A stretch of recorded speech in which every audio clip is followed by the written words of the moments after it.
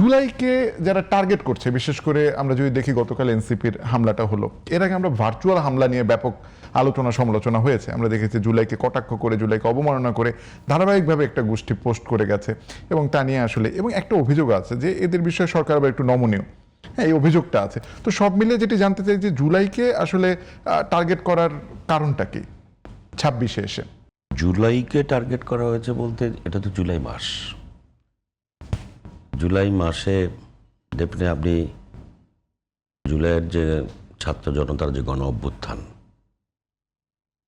এই গণ অভ্যুত্থানের কারণে একটা শক্তির কিন্তু পরাজয় হয়েছে।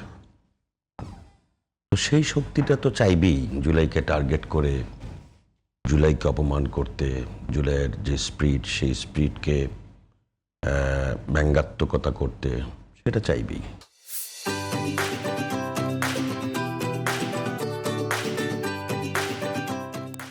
এবং এই চাওয়াটা সফল হবে তখন যখন জুলাইয়ের স্পিরিটকে যারা ধারণ করে,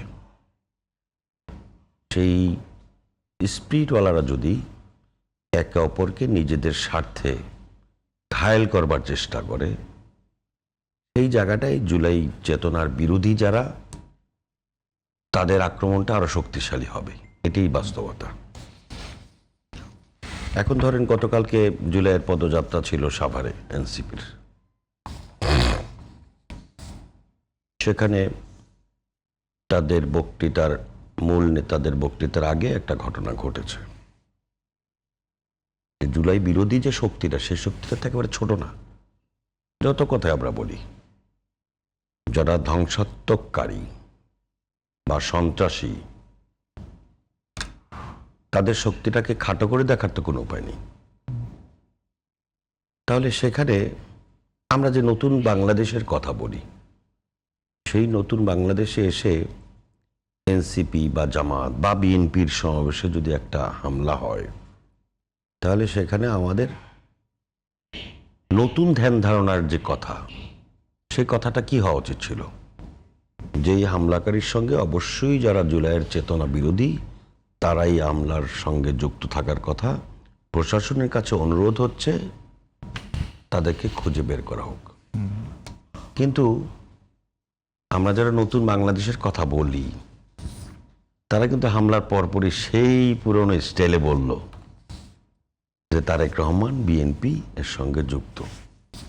তাহলে এই যে নতুন কথা বলি আমরা, সেই নতুনত্ব থাকলো না, সেই পুরনো বাক্যই কিন্তু আমরা ব্যবহার করলাম।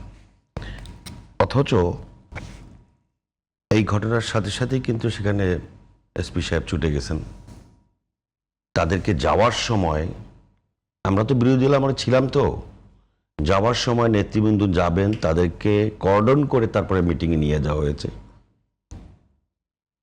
এবং ঘটনা ঘটার সাথে সাথে পুলিশ কর্ডন করে পরিপূর্ণভাবে সুষ্ঠুভাবে প্রোগ্রামটা শেষ করে তাদেরকে কর্ডন করে আবার নিয়ে যাওয়া হয়েছে। এটা তো জুলাইয়ের পক্ষের সরকার বলেই তো এটা সম্ভব হয়েছে। যদি সরকার যদি এই হামলা করার চিন্তা করত, বা সরকার দলীয় কোনো লোক যদি হামলা করার চিন্তা করত, বা যদি করেও থাকে, তাহলেও তো তাদের মূল বক্তব্য হওয়া উচিত ছিল যে যারা সন্ত্রাসী তাদেরকে অবিলম্বে গ্রেফতার করা হোক, সেটা যেই হোক। আজকে কিন্তু দুজন গ্রেফতার হয়েছে এবং তাদের পরিচয় মিলেছে, তারা যুবলীগের সঙ্গে জড়িত। তাহলে আমাদের উদ্দেশ্যটা কি? একটা ঘটনা ঘটলো, সাথে সাথে আমরা কিন্তু মূল যে প্রতিপক্ষ, তাদের কথা কিন্তু ভুলে গিয়েছি। একটা কোন জায়গায়? ওই পুরনো স্টাইলে যে সরকার দায়ী, তারেক রহমান দায়ী। এই জিনিসটার পরিবর্তন হওয়ার দরকার ছিল। সরকারের উপর সে আস্থাটা রাখা দরকার ছিল। যেখানে তারেক রহমান সাহেব যে কোনো কিছু, বিরোধী দলীয় একজন এমপি অসুস্থ হয়ে চেয়ারে বসে আছে, দৌড়ে তিনি তাকে দেখতে চলে গেছেন। এই রেওয়াজ তো বাংলাদেশে ছিল না। একদিন বলা হলো পার্লামেন্টে যে বিরোধী দলীয় এমপিদের বরাদ্দের বেলায় কিছুটা বৈষম্য হচ্ছে, সাথে সাথে ব্যবস্থা করে সেই জিনিসটা তামাদি করা হলো। এগুলি কি কোনো অবস্থায় আমরা যে জুলাইয়ের পক্ষের শক্তি যে এক থাকা উচিত, এটার প্রতি ইঙ্গিত বহন করে? এই জিনিসটা যদি আমরা অনুধাবন করতে ব্যর্থ হই, তাহলে তো দুঃখজনক। এখন আপনার আজকে একটা ঘটনা ঘটছে সম্ভবত দিনাজপুরে, 5 জন এনসিপির নেতাকে গ্রেফতার করা হয়েছে। আমি একটু বললাম, কি ব্যাপার, 5 জন এনসিপি নেতাকে গ্রেফতার করেছে? পরে দেখলাম যে এক কৃষককে আপনার কি বলে যে আটকে রেখে মুক্তিপণের জন্য এক কৃষককে আটকে রেখেছে। সেইখানে গিয়ে পুলিশ তাদেরকে, যারা জড়িত তাদেরকে গ্রেফতার করেছে। এখন তারা এনসিপির হয়ে গেছে, যে কোনো কারণই হোক, তো তাদেরকে গ্রেফতার করা হয়েছে। আরো একটা ঘটনা দেখলাম এনসিপি কেন্দ্রিক, সম্ভবত ওই উত্তরবঙ্গে, আমি মনে হয় ইয়েও করে রাখছিলাম। তো এই যে বিষয়গুলি হচ্ছে যে আমাকে সরকারকে আপনার কাজ করার সুযোগ দিতে হবে। সরকার আন্তরিক কিনা এই সমস্ত কাজের প্রতি। জি। আপনি দেখবেন যে কালকের যে ঘটনাটা, ওই ঘটনার কিছুক্ষণ আগে যেই ধস্তাধস্তিটা হয়েছে ওখানে বক্তৃতা করার কিছু, এই যে সার্জিস, আমার কাছে ভিডিওটা পর্যন্ত আছে, যেই ধস্তাধস্তি হয়েছে, সেই ধস্তাধস্তিটা একটা সুন্দর সমাবেশের জন্য তো নিশ্চয়ই একটা ভালো জিনিস ছিল না।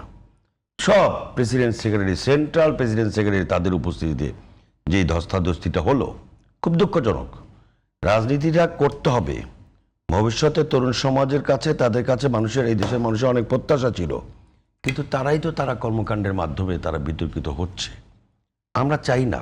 দেখেন জনাব রহমতুল্লাহ, এখানে একটু প্রশ্ন, মানে এই যে ধস্তাধস্তি হলো, এবং আমরা যদি ধরেন এই ককটেল হামলার পরে ধস্তাধস্তির এই বিষয়টা আনি, তাহলে কিন্তু এটি আমরা পরে না, মানে এই আলোচনার মধ্যে যদি তাদের ধস্তাধস্তির এই বিষয়টা নিয়ে, এটা রাজনৈতিক যে কোনো কর্মসূচিতে আপনারাও মানে যখন রাজনৈতিক কর্মসূচি পালন করেন তখনও কিন্তু অনেক অনাকাঙ্ক্ষিত ঘটনা ঘটে, কিন্তু তার সঙ্গে আসলে এটাকে মিলাতে গেলে কখনো এই যে আপনি যে অনৈক্যের কথা বললেন, সেটা আবার অন্যদিকে চলে যায়।